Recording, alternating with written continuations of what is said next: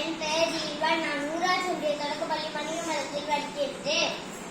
நான் தேர்ச்சி எடுத்துக்கொண்ட தலைப்பு நீர் சேமித்தல். நீரின்றி அமையாது உலகம், யார் யாருக்கும் வானின்றி அமையாது ஒலிக்கு என்ற திருவள்ளுவர் எழுதிய வழக்கத்திற்கு இணங்காக இந்த உலகில் நீர் இல்லாமல் எந்த உயிர்களும் உயிர் வாழ்த்த முடியாது. இப்படி இருக்க நீர் எவ்வளவு அவசியம் அல்லவா?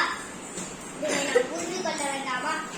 உலகில் 97.5% உப்பு நீர் உள்ளது. வெறும் 2.5% தான் நாம் பருக்கும் நன்னீர் உள்ளது.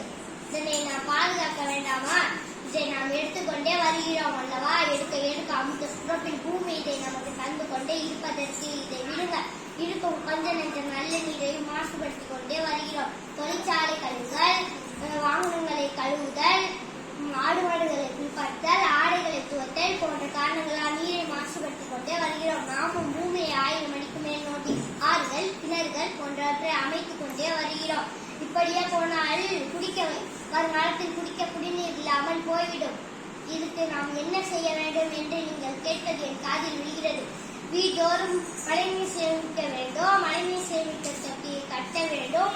கட்டினோம், ஆனால் அதை பராமரிக்க மாட்டோம்.